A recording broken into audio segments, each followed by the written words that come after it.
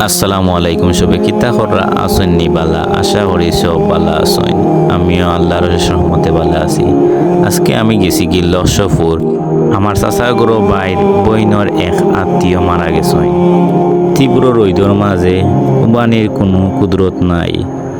সময় হয়ে গেছে জামাতর, তারপরেও মানুষ আইরা না। তীব্র রৈদর কারণে সব পিছিয়া রয়েছে। আর সবে চিন্তা করা যে হাসরের ময়দানও এর চেয়ে কি 70 গুণ বেশি তাপ হবে, আর মানুষ নাফসি নাফসি করবে। যাই হোক, কিনে একজন মহিলা মারা গেছেন। মাইয়েতা তান লাগে আমরা সব সময় দোয়া করতাম যে আল্লাহ তানরে জান্নাতবাসী করতাম, আর মৃত্যুর পরবর্তী জীবন যাতে আল্লাহ তান সুখে শান্তিতে কাটায় ও দোয়া করতাম।